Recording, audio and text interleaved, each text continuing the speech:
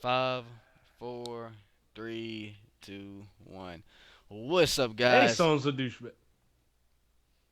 Let's redo that again. Five, four, three, two. What's up, guys? Welcome to another episode of the Lionheart podcast. And today we're going to give you guys our NXT review. This is 1 week before NXT the end or Takeover the end. So, yeah, what you wanna start us off, Dragon? You go and start us off today, man. I'll get the main event. All right, well, well, okay, well, we had Johnny Gargano. Not, no, no, no. The Revival came out. They started to show off. They're pretty much the number one contenders for the Alpha, yeah, what is it? The American Alpha. Yeah, that's their tag Yeah, team yeah, name. And then they were pretty much claiming themselves as the top dogs of the tag team division of NXT. But then Gargano and Ciampa they came out and they pretty much had a match later that night. I forgot what they said. They said something like what they said. I forgot what they said. It led. They said something that offended the Revival, and it led to them having a match in the main event. I remember when the Revival was leaving, they were like the top dog shouldn't be in the ring with you guys, and it was like, well, the top dogs is walking up the ramp now, and the crowd was like, ooh, and that led to them having a match and stuff. And so and Gargano and the Ciampa, they're a pretty good team. I'm liking what they've been doing on NXT for a while. Like last week on NXT, they went against this team from the UK, and they had a good ass tag team match. Like I like how now on NXT you don't just see one team get jobbed completely. They actually let the local team put some moves in as well. Like that UK team, they was doing a good job, but Johnny and Tommaso they ended up being on top. But anyway, this little opening led to a match between Gargano and Tommaso, and that was the main event of the show. But we're gonna get into that later. All right, so guys, the first match of the NXT card was Buddy Murphy versus Todd Dillinger, and if you don't know who Buddy Murphy is, that's Murphy and Blake, Murphy.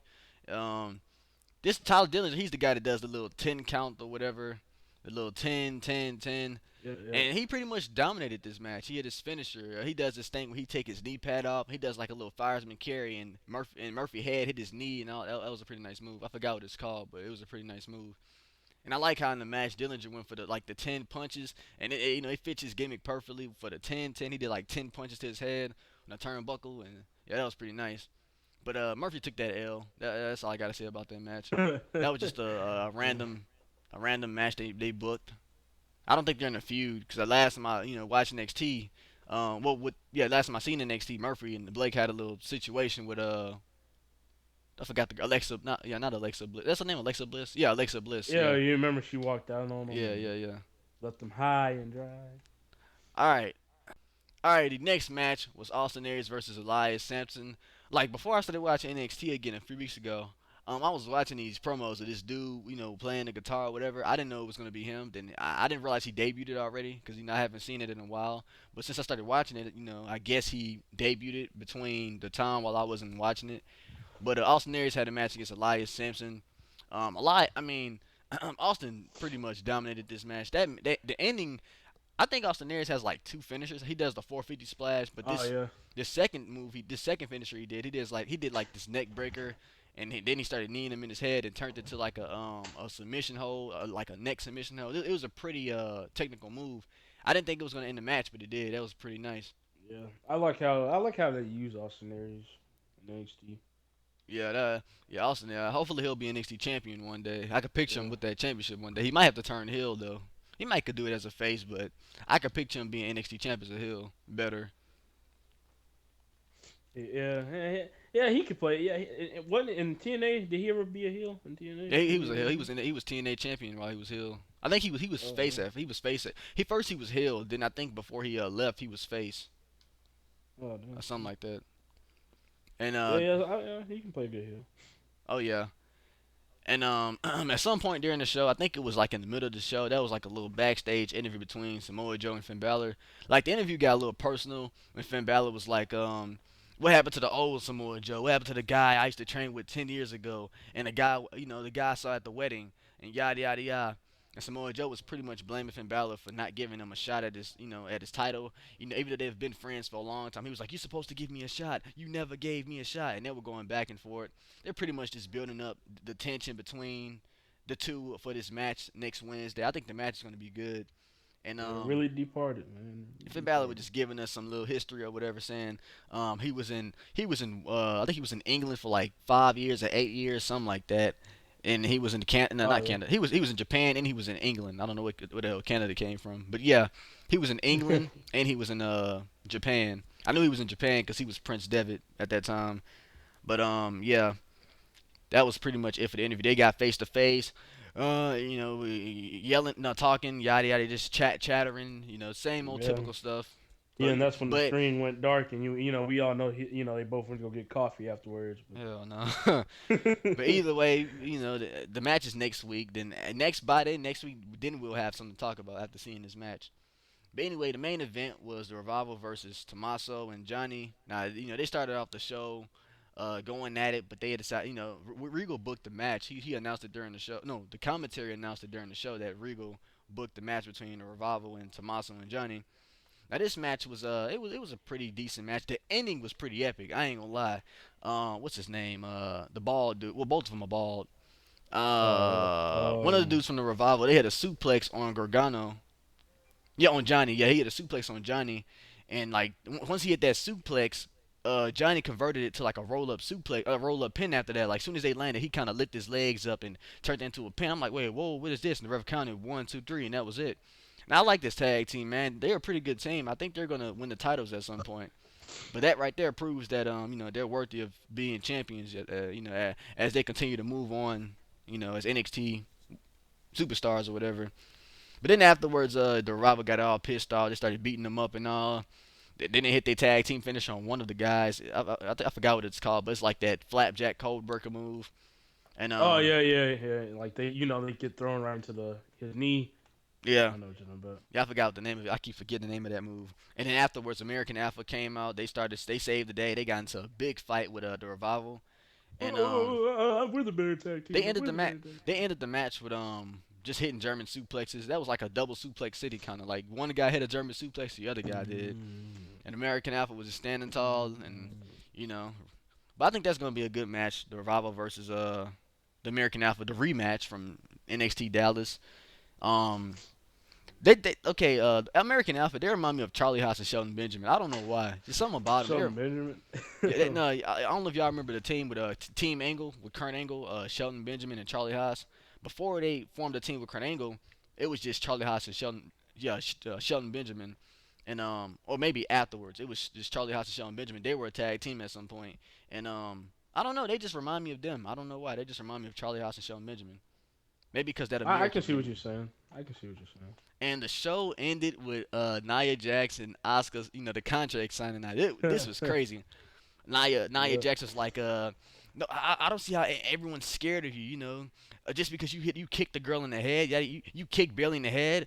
Yeah, you defeated Bailey, but I broke Bailey, and the crowd was like, ooh, and that's true. She killed Bailey, like she literally destroyed Bailey. I saw that match, man. Bailey got her Bailey, ass woo. kicked.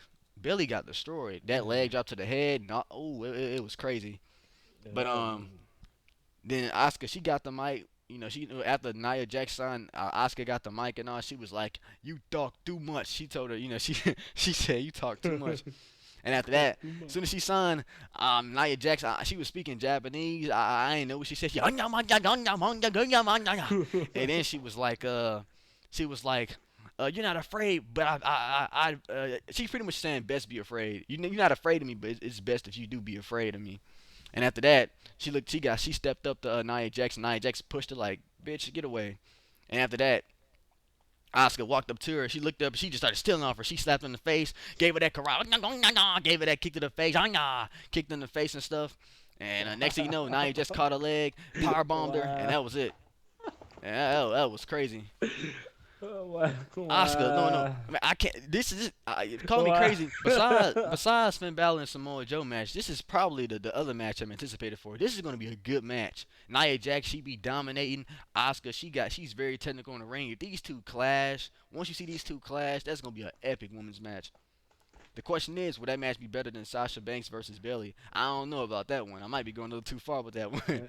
That was a good David, match. that's David versus Goliath right there, man. Oh yeah. That's gonna be a match.